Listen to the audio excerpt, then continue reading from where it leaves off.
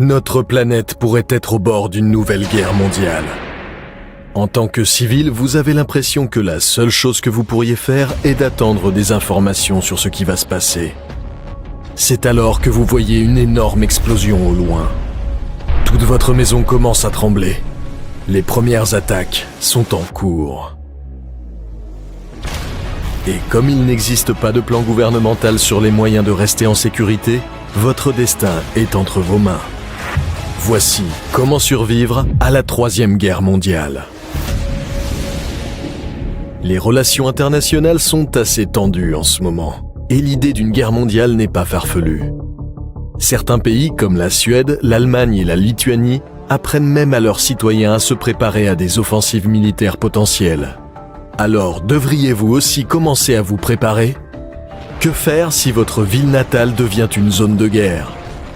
Comment pourriez-vous y échapper ? Et où serait-il prudent d'aller ? Voici quelques conseils pour vous aider à survivre.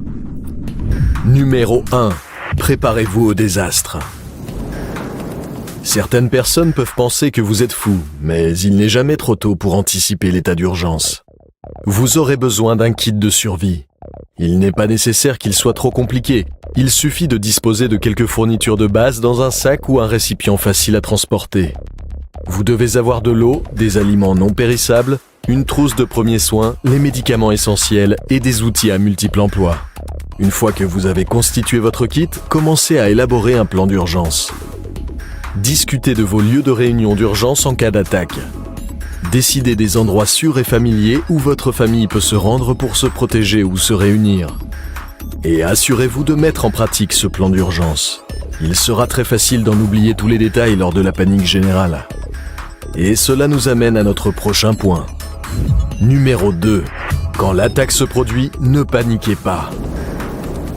Oui, c'est plus facile à dire qu'à faire. Mais en cas de crise, il est crucial de se concentrer et de prendre des décisions basées sur votre logique et non sur vos émotions.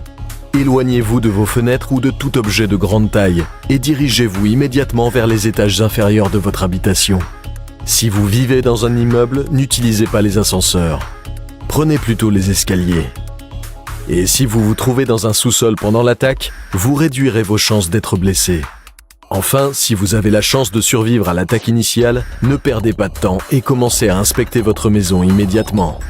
Déterminez si elle peut encore être utilisée comme un abri fiable pour vous et vos proches. Si les dégâts sont trop importants, vous devrez évacuer et commencer à chercher d'autres endroits où loger. Numéro 3. Éloignez-vous des cibles potentielles. Maintenant que votre ville est attaquée, il vaut mieux vous éloigner de tout ce qui pourrait être la prochaine cible d'une attaque. Cela concerne tous les bâtiments importants ou célèbres, comme les monuments, les grands ponts, les tunnels et les bases militaires connues. Vous devrez prendre la route rapidement, car ce n'est qu'une question de temps avant que le chaos ne s'installe dans les rues. Munissez-vous d'une carte détaillée pour trouver des itinéraires alternatifs hors de la ville avec moins de trafic lors de l'évacuation. Les applications GPS pour téléphone sont également intéressantes, mais vous ne saurez pas combien de temps vous pourrez compter sur le réseau téléphonique. Numéro 4. Trouvez un abri. Pour avoir les meilleures chances de survie, vous devrez vous installer loin des combats. Il peut s'agir d'une maison de quartier, d'un hôpital, d'un centre commercial ou du domicile d'un ami. En fait, vous devrez rechercher un endroit où il y a encore l'eau courante, l'électricité et le chauffage. N'oubliez pas que les réseaux électriques peuvent s'effondrer à tout moment, à la suite d'un attentat à la bombe ou même d'une cyberattaque. Vous voudrez donc probablement trouver un endroit qui dispose également d'un générateur à combustible ou à énergie solaire, juste au cas où. Numéro 5.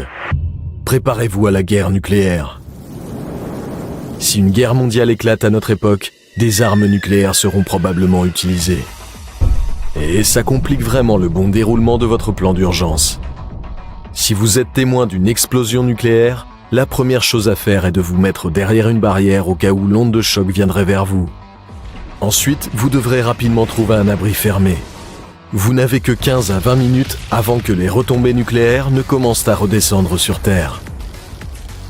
Alors couvrez-vous la bouche et le nez avec un chiffon et fermez les yeux.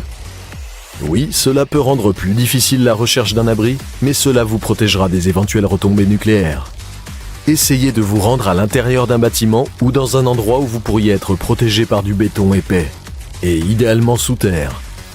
Une fois que vous avez trouvé un abri, assurez-vous d'enlever votre couche de vêtements extérieurs et votre couvre-bouche.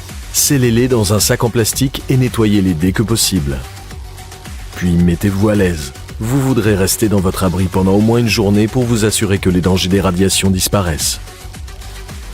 Grâce à ces conseils, vous devriez pouvoir rester à l'abri jusqu'à ce que tout se calme.